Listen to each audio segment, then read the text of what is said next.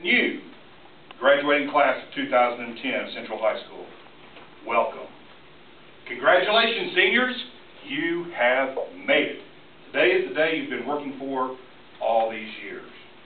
Now, along the way, your teachers have pushed you, and they've challenged you in an attempt to bring out the very best that they knew lies within each one of you.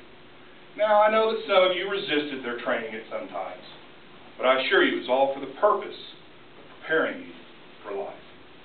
Now, oftentimes commencement speakers will talk about setting goals and achieving your dreams, and these are vitally important topics.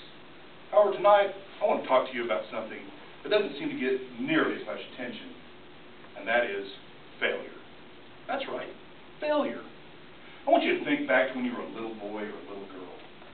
Nothing, absolutely nothing seemed impossible to you. Imagine, if you will, a little boy looking up and sees a large oak tree, and he wants to climb it. He will stay out there all day trying to climb that tree.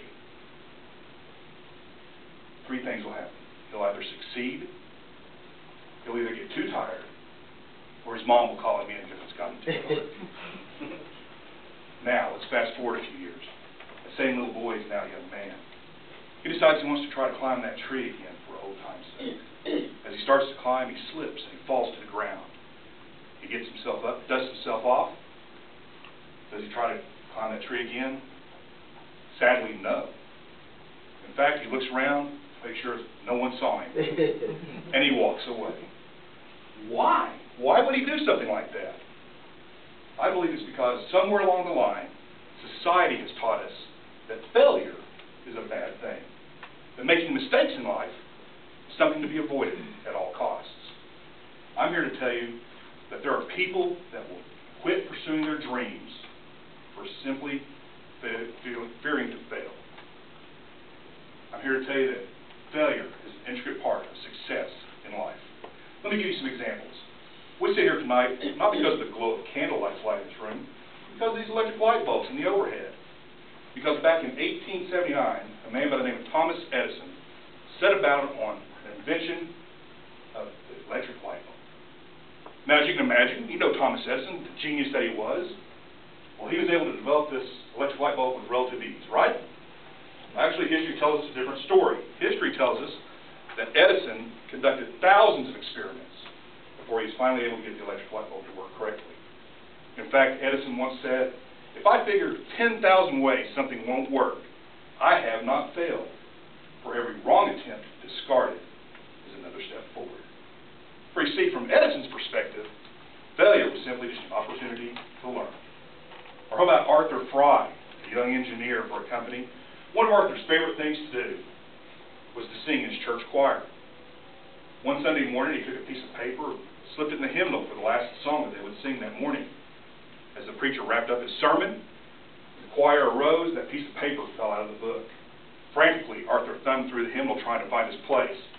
In his frustration, he vowed he would not let this happen again. He would find a solution to the problem, because after all, being an engineer, that's what he does. He solves problems. Well, Arthur knew of another engineer's company that was working to develop a super glue. And in that process, had actually developed a glue that wasn't good for anything. It wouldn't stick to anything. These two men got together, and they created the product that you and I both know as the 3M Post-it note. Out of perceived failure came massive success. And lastly, how about that great American athlete, the Major League Baseball player? A Major League Baseball player that has a career batting average of 300 is a potential Hall of Fame candidate. But let's put that in perspective. In order to hit 300, that baseball player fails to get on base 7 out of every 10 times he goes up to bat. Or how about Reggie Jackson? Remember him? 1977 World Series, Game 6, hits 3 home runs. Gets nicknamed Mr. October. Even had a candy bar named after him. With all that success, though, Reggie Jackson's also known for something else. Reggie Jackson holds the Major League Baseball career record for strikeouts. That's right. Mr. October was Mr. Failure when it came to batting. So to you, the graduating class of 2010, I say, batter up as you prepare for this journey of life. I'm here to tell you that if you will simply overcome your your fear of failure, you will achieve your dreams. But hey, don't take my word for it.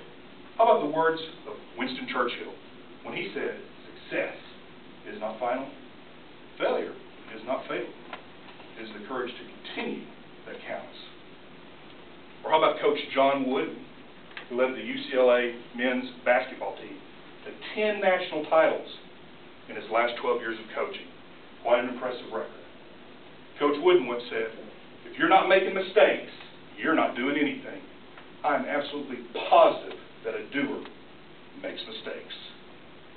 And if he were here with us this evening, I can just imagine the words that great Jedi Master Yoda might have for you.